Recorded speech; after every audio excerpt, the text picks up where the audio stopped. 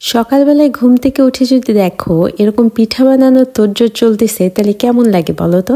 তো কালকে ওই কনকনে ঠান্ডার মধ্যে বাসায় আসার পরে ঘুম থেকে উঠতে একটু দেরি হয়েছে।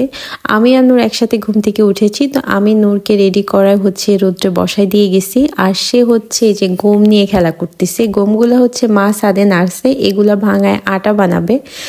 আর মাহিমা আর মুস্কান সকালের খাবার নিয়ে নূরের কাছে এসে বসছে।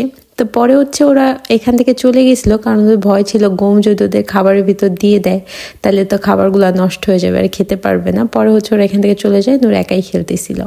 আর এখানে আমি নূরকে খাওয়ানোর জন্য হচ্ছে ভাতের প্লেট নিয়ে নূরের পিছু পিছু ঘুরতেছি, কিন্তু নূর এক জায়গায় বসতেছে না, শুধু দৌড়ায় বেড়াইতেছে এখান থেকে ওইখানে ওইখান থেকে ওইখানে।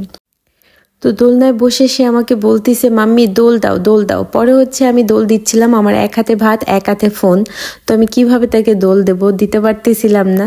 তো তখন ভাত দেখে বলতেছিল আ আ আ খাবে। তো আমি কিভাবে তাকে খাবো, দোল দেব খাওয়াবো না কি করব সেটাই বুঝতে পারতেছিলাম না।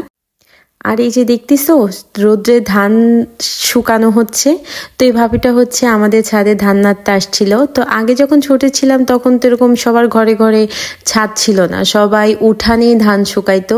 তো আমিও দেখছি আমাদের বাসায় উঠানে এরকম ধান শুকানো হইতো। তো ছোটবেলার স্মৃতিগুলা খুবই মনে পড়ে, মাঝে মাঝে কিছু কিছু জিনিস দেখলে খুব মনে পড়ে। তো আমারও খুব শখ করলো যে আমি একটু ধান নাড়বো।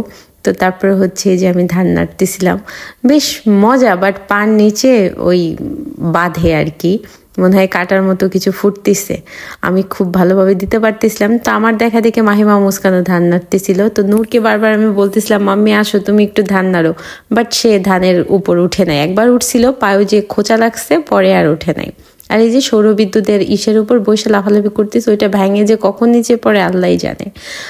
আর তারপরে আমি যে ভাতের প্লেট আমার হাতেই আছে, আমি ভাতের প্লেট নিয়ে স্টিল 2 ঘন্টা ধরে তার পিছু পিছু দৌড়াইতেছি, তাকে ভাত খাওয়াইতে পারতেছি না। পরে মাহিমার মুস্কানকে বললাম যে আমাকে একটু সাহায্য করো, আমি বোনকে একটু খাওয়াই। তারপরে হইতেছে এই যে রুমে আসছে, রুমে এসে আমাদের ডিস্কো লাইট লাগানো ছিল, এই ডিস্কো লাইটগুলা জ্বালাই দিছে। তো এখানে গান বাজতেছিল আর ওরা নাচতেছিল, এটা দেখে দেখে একটু খাইছে।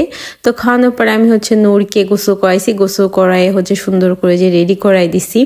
নূরের গোসল শেষ করানোর পরে আমিও গোসল করে নিয়েছি এবং মুস্কানও গোসল করছে, মাহিমা গোসল করছে। তো তারপরে হচ্ছে ওরা আমাকে ডাকতেছিল, কারণ ছাদে নাকি অনেকগুলা মরিচ গাছে মরিচ ধরছে, বেগুন ধরেছে, এগুলা ওরা তুলতেছে। তো এই জন্য হচ্ছে আমাকে ডাকতেছিল যে আসো আসো এগুলা তুলতে হবে। তো আমি তারপরে হচ্ছে ওইখানে যাই, ওইখানে গিয়ে তো আমি পুরাই দেখে অবাক যে এত সুন্দর করে মাশাল্লাহ মরিচগুলা ধরে আছে, দেখে মানে মন ভালো হয়ে যাওয়ার মতো। আর নিজের হাতে গাছ থেকে কোনো সবজি বা ফল ছেঁড়ার যে মজা, এটা মানে যাদের গাছ আছে বাড়িতে বা যারা নিজের হাতে সবজি তুলে বা ফল তুলে তারাই বুঝে যে কি পরিমাণ মজা লাগে। তো আমি কয়টা মরিচ ছিললাম, তো বেশ মজা লাগতেছিল। এর আগে বড় আপু কিছু উস্তে ছিঁড়ছে, তারপরে মরিচ বেগুন এগুলা ছিঁড়ছে, তো বেশ ভালো লাগতেছিল। আর রান্না বান্না হচ্ছে বড় আপা সকালবেলায় সব করে ফেলছে। তো এখন দুপুরবেলায় আমাদের কোনো কাজ নাই, তেমন কোনো রান্না বান্না নাই। এই জন্য হইতেছে আমরা সবাই গোসল টোসল করে ছাদে একটু বসে রোদ পোহাইতেছিলাম, আর এই যে সব সবজি তুলতেছিলাম। তো এর মধ্যে হইতেছে নূরকে খাওয়াইছি গোসল করানোর পরে, তারপর হচ্ছে নূর ঘুমাই গেছিল। তো নূর ঘুমাই গেলে হচ্ছে পুরা বাড়ি ঠান্ডা হয়ে যায়, আর যেহেতু হাতে কোনো কাজ নাই এই জন্য হুদাই টাইম পাস করতেছিলাম।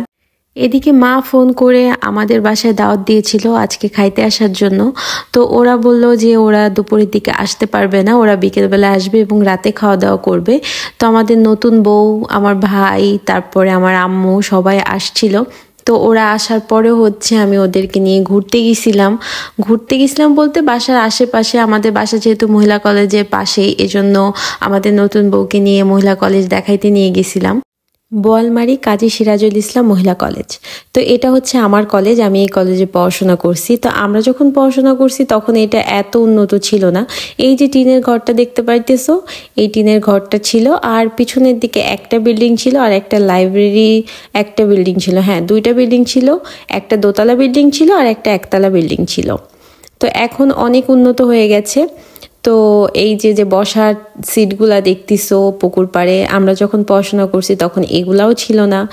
তারপরে কলেজের ভিতর যে গাছগুলা লাগানো দেখতেছো এগুলাও ছিল না, ফুল গাছগুলা বা বিভিন্ন রকমের যে ডেকোরেশন করা এগুলাও কিছু ছিল না। তো রিসেন্টলি হচ্ছে কলেজের ভিতরে কাজ চলতেছে, কলেজের গেটটা নতুন করে তৈরি করতেছে। আগেই পুকুরটা অনেক সুন্দর ছিল, বাট এখন কেমন জানি নোংরা হয়ে গেছে। মেবি এই যে কাজ টাজ চলতেছে কলেজের ভিতরে নতুন নতুন বিল্ডিং এর, এই জন্য হইতেছে এরকম হয়েছে।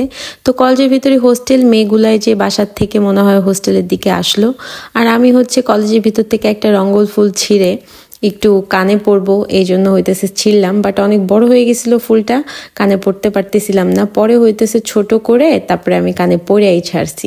আমার মেয়ে দুইটাও আসছিল, তো মেয়েদেরকে দেখাইলাম যে এটা আমার কলেজ। আবার আমার যে নতুন বউ আছে, নতুন বউকে দেখাইলাম এটা আমাদের কলেজ। তো বলতেছিল যে তোমাদের কলেজটা তো অনেক বড়, অনেক সুন্দর, তো অনেক ভাল লাগছে কলেজটা। তোকে বললাম যে আমরা যখন পড়াশোনা করছি তখন এগুলা কিছুই ছিল না, এখন নতুন করে সবকিছু করছে।